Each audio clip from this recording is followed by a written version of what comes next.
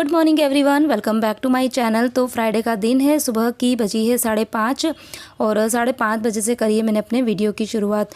वैसे ना उठ तो आज मैं गई थी जल्दी, 5 बजे उठ गई थी और उठने के बाद में अपनी वही अर्ली मॉर्निंग वाली आज रूटीन होती है वो मैंने करी है। कितने दिन बाद में करी है, अदरवाइज़ तो उठ तो जाती हूँ, नींद खुल जाती है, लेकिन वही है कि बिस्तर से उठने में थोड़ा सा आलस हो जाता है और फिर 5:30 बज जाती है। लेकिन आज मैं 5 बजे उठ गई थी और उठने के बाद में फिर थोड़ी सी मैंने बच्चों के लंच बॉक्स की प्रिपरेशन जो है वो कर दी है। और अभी मैं बच्चों को ना उठाने के लिए गई थी, तो विहान जो है उसको थोड़ा सा मुझे लग रहा है कि खांसी जैसा मुझे लग रहा है, तो मैं सोच रही हूँ कि उसको थोड़ा सा ना नमक का जो पानी होता है वो दे दूँगी, तो वो थोड़े से गरारे करेगा ना, तो गरारे से काफ़ी आराम हो जाता है। तो दवाई भी उसको मैं दे रही हूँ वैसे तो, और बहुत ज़्यादा नहीं, हल्का फुल्का ही है। लेकिन ये कभी स्कूल जाएंगे ना बच्चे, बारिश भी है, तो थोड़ा सा सुबह और शाम के टाइम पे उनको गार्गल्स करा दिए जाएँ तो थोड़ा सा उनको गले में रिलीफ लगता है।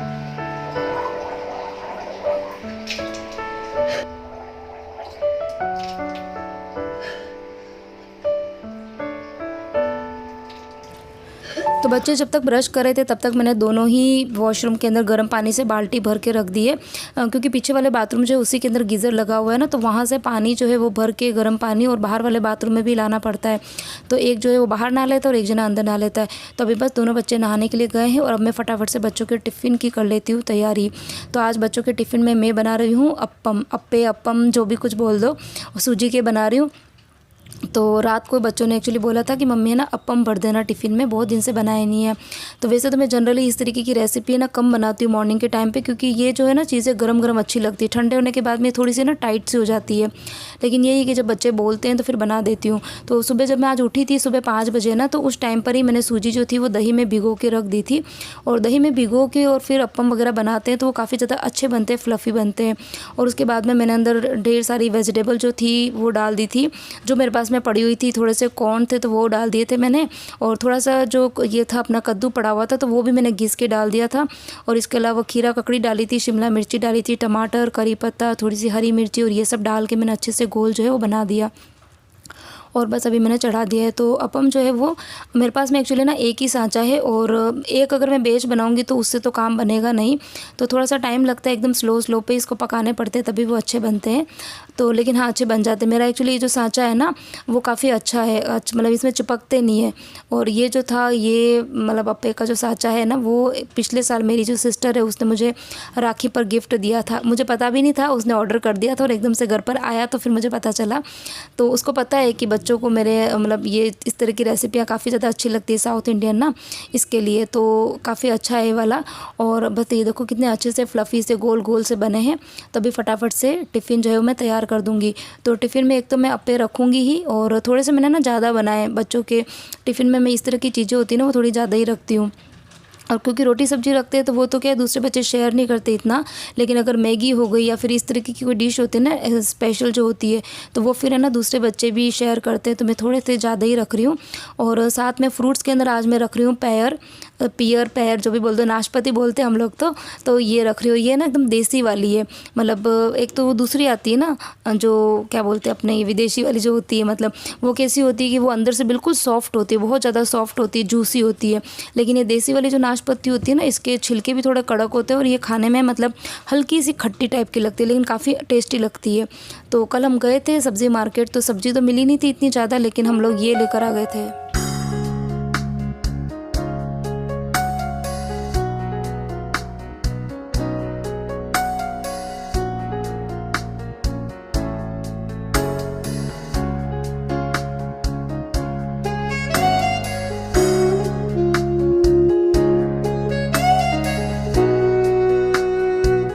तो इधर दोनों बच्चों का टिफ़िन भी तैयार हो गया है, बॉटल मैंने पहले ही भर के रख दी थी। और इधर विहान जो है वो तो तैयार होके आ गया है, और परी अभी शायद उधर तैयार हो रही है।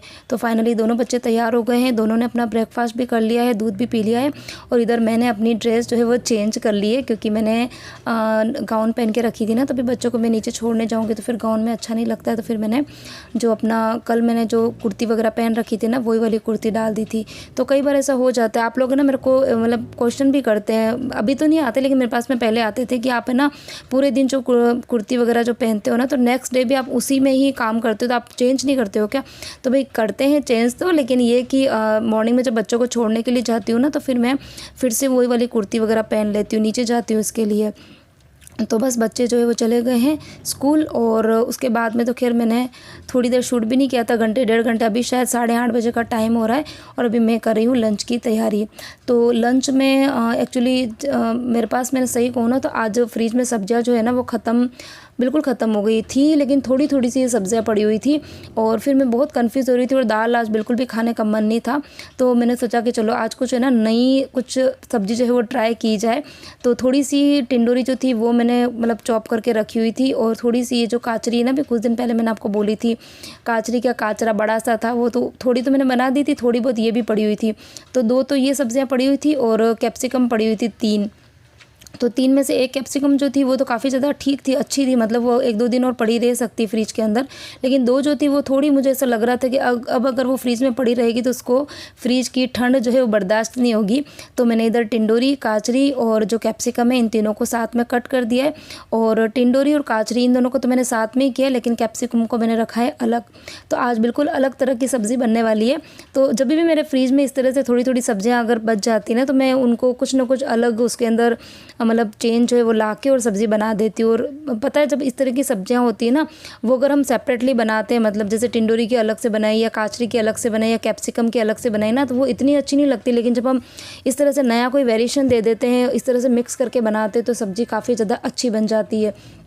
तो मैं खैर आज फर्स्ट टाइम ट्राई करी थी कि काचरी के अंदर टिंडोरी मिक्स करके, और दोनों ही खट्टी होती है सब्जियां, काचरी भी थोड़ी खट्टी होती है, टिंडोरी में भी हल्की सी खटाई होती है।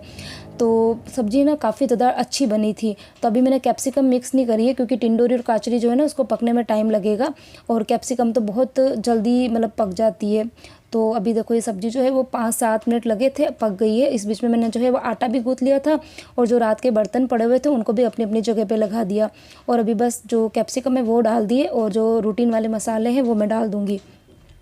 और उसके बाद में अब मैं इस सब्ज़ी को ढकूँगी नहीं, क्योंकि अगर ढकूँगी ना तो फिर मतलब थोड़ा सा पानी जो है वो भी रिलीज़ हो जाता है, और कैप्सिकम जो है ना वो थोड़ी गल जाती है, तो वो अच्छी नहीं लगती। तो थोड़ी सी क्रंची क्रंची रहती है कैप्सिकम, तो काफ़ी अच्छा टेस्ट आता है। तो आप एक बार इस तरह से कोई भी सब्ज़ी आपके पास में पड़ी हो ना, 2-3 तरह की आप मिक्स करके बनाना, काफ़ी अच्छी लगती है, टेस्टी बनती है, और पराठे के साथ में खाओ तो मज़ा ही आ जाता है। तो आज एकदम नई वाली सब्ज़ी रेसिपी जो है आपके साथ में शेयर करी, कैसी लगी बताना ज़रूर। और उसके बाद में अगेन मैंने बहुत देर तक शूट नहीं किया था। उसके बाद तो मैंने थोड़ा बहुत जो काम था तो किया, और उसके बाद चली गई थी मंदिर, और मंदिर से बस अभी कुछ देर पहले ही आई हूँ। और आने के बाद में खाना बनाया, तो रोटी वगैरह बनाई थी, जैन सब खाना खा के चले गए शॉप पर, और अब मैं लग गई हूँ अपने वही रूटीन की, जो डेली रूटीन का काम होता है डस्टिंग वस्टिंग का ना, उसमें। तो सबसे पहले तो मतलब जितने भी मैट्स मैं घर के अंदर बिछा के रखती हूँ ना, 2 मैट तो इधर लिविंग रूम में बिछाती हूँ, और 1 मैट जो है वो बच्चों के रूम में होता है, और 1 मैट जो है वो मेरे रूम में रहता है। बाकी डोरमेट्स तो है ही हैं, तो इस तरह से 7-8 मैट जो है वो पूरे ही घर में रहते हैं। तो सबसे पहले तो सारे ही मैट जो है उसको अच्छे से झटक के और मैं साइड में रख देती हूँ, क्योंकि अभी थोड़ी देर में आंटी आएगी, वो झाड़ू पोछा करेगी ना, तो वो तो मैट ये सब चीज़ें उठाती नहीं है, तो मैं उनके आने के पहले ये सब चीज़ें जो है उठा के रख देती हूँ। अच्छा, मेरे को है ना कोई कल के वीडियो में ये मतलब कमेंट आया था कि आपकी मैट जो है वो क्या काम करती है। तो वैसे तो खैर मैंने उनको पर्सनली आंसर दे दिया था, लेकिन अभी मैं आप सबको बता देती हूँ कि मेरी जो मैड है वो झाड़ू पोछा करती है घर पर। तो काम तो खैर वो सारे ही करती है, दूसरों के घर पे कहीं पर खाना भी बनाती है, कहीं पे बर्तन भी करती है, कहीं पर डस्टिंग का काम भी करती है, लेकिन मैंने सिर्फ झाड़ू पोछे के लिए रखी हुई है, क्योंकि मुझे इतनी ज़्यादा ज़रूरत लगती नहीं है। झाड़ू पोछे भी मैं पहले तो मैं खुद ही करती थी, लेकिन अभी 2-4-5 सालों से मैंने मैड रखी हुई है, तो बाकी काम मैं खुद से मैनेज कर लेती हूँ। तो बस खाली झाड़ू पोछे का काम जो वो कर लेती है, बाकी डस्टिंग वस्टिंग का सारा ही काम मैं खुद ही करती हूँ। तो अभी सबसे पहले तो मैं अपना वही लिविंग रूम जो है उसको क्लीन करूँगी, डाइनिंग टेबल को क्लीन करूँगी अच्छे से। और हाँ, एक ये DIY क्लीनर जो है ना, इसके बारे में भी मेरे पास में आ रहा था। उसके पहले मैं आपको एक ये छोटा सा मेरा जो ऑर्गेनाइज़र है ना वो आपको बता रही हूँ। ये अभी जैन साहब कहीं तो मीटिंग में गए थे, तो वहाँ पर मतलब इनको कॉम्प्लीमेंट्री मिला था, काफ़ी अच्छा क्यूट सा है। अब वो आ तो गया है, मैंने अपने डाइनिंग टेबल पे भी रख दिया, बट मैं इतनी ज़्यादा कंफ्यूज हो रही हूँ कि इसके अंदर भरूँ क्या। पहले तो सोच रही थी कि मैं इसके अंदर थोड़ा सा सौंफ या फिर इस तरह के जो होते हैं ना वो भर देती हूँ, लेकिन फिर मैंने सोचा सौंफ वगैरह भरूँगी ना, तभी बारिश का मौसम है तो वो थोड़ी सी नरम सी हो जाएगी। तब आप लोग बताना कि इसके अंदर मैं क्या भरूँ।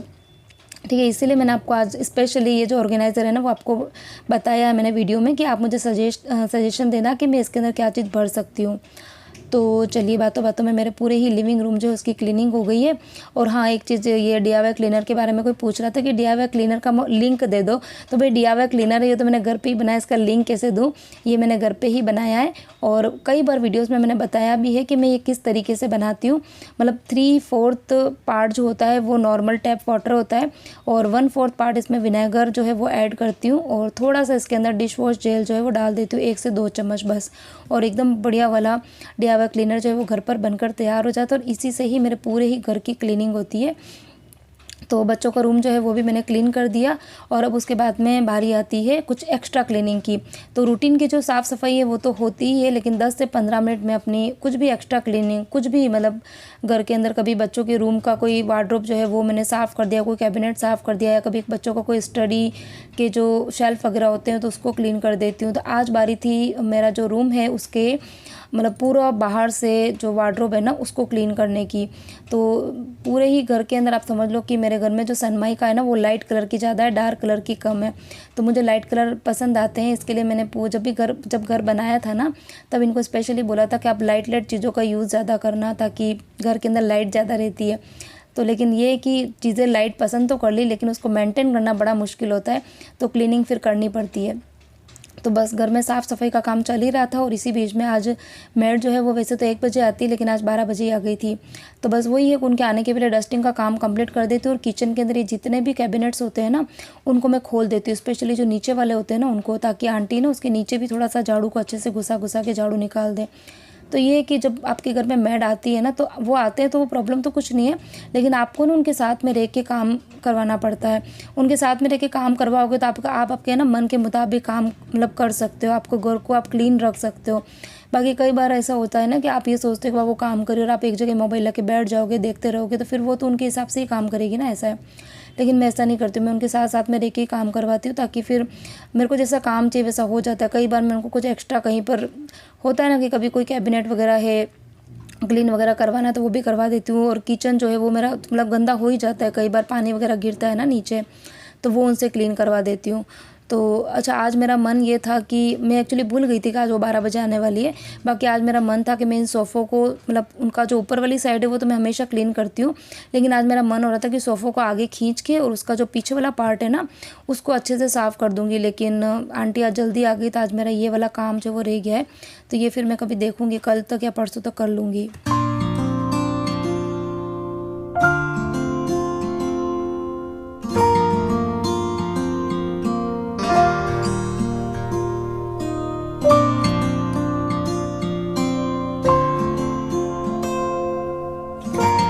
तो आंटी ने पूरे ही घर में झाड़ू निकाल दिया है और अभी किचन में मेरी थोड़ी सी क्लीनिंग और बर्तन का काम पड़ा हुआ है। तो मैं ये सोच रही हूँ कि आंटी मेरे पीछे वाले बेडरूम में और बच्चों वाले बेडरूम में और जो बीच का जो पैसेज वाला पार्ट है ना वहाँ पर पोछा लगाएगी, तब तक मैं फटाफट से कम बर्तन तो साफ़ कर लूँ, क्योंकि मैं बर्तन साफ़ करती हूँ तो पानी जो है वो नीचे गिरता ही गिरता है।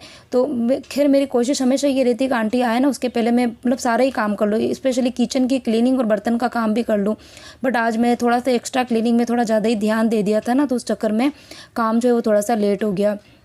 और अब ये जो क्लिप है वो है शाम की। तो आज शाम को क्या हुआ कि मॉर्निंग में जैसे मैंने आपको बोला था ना कि फ्रीज में सब्जियां थी नहीं, तो शाम को मैं बड़ी कंफ्यूज थी। तो मैंने जैन साहब को कॉल किया कि भाई खाने में क्या बनाऊं। तो जैसे कॉल किया तो उन्होंने ये कहा एक काम कर आज पकौड़े बना दे। तो अब पकौड़े बोल तो दिए पर अब बनाऊं किसके। तो एक तो थोड़ा सा वो पम्पकिन पड़ा हुआ था तो थोड़े तो उसके बनाए, और थोड़े जो ये कसूरी मेथी थी ना तो उसके मैंने सोचा मेथी के गोटे बना देती हूँ, और साथ में दही भी पड़ा था तो मैंने दही की कड़ी बना दी। तो आज का जो डिनर था वो था मेथी के गोटे, कड़ी और साथ में थे पम्पकिन के पकोड़े। तो ये आज हमारा डिनर था। और पास में देखो आज काम जो है वो फैल गया है, दूध नीचे गिर गया। एक्चुअली पकोड़े बना रही थी और उसी बीच में ना खुशी आ गई थी, तो बेल बजाई तो मुझे नहीं पता कौन आया था, तो मैं फटाफट दौड़ी गई। तो दिमाग से निकल गया कि इधर गैस जो है वो तेज़ है और ढेर सारा दूध जो है वो निकल गया था। तो चलिए कोई बात नहीं, खाना पीना भी हो गया बातों बातों में। और बच्चे जो गए हैं नीचे खेलने के लिए, खुशी भी चली गई थी। जैन साहब भी खाना खा के चले गए और अब मैं लग गई हूँ जो शाम का काम रहता है थोड़ा बहुत वो। तो शाम को आज जैन साहब आए थे ना, तो आज एक अलग सी कोई सब्ज़ी लेकर आए। तो इस सब्ज़ी को आप लोगों के यहाँ पर क्या बोलते हैं मुझे ज़रूर बताना, ठीक है। हमारे यहाँ पे तो इसको किकोड़ा बोला जाता है, लेकिन ये कि सबके एरिया में अलग अलग बोला जाता है। काफ़ी ज़्यादा हेल्दी होती है सब्ज़ी और बहुत ज़्यादा महंगी।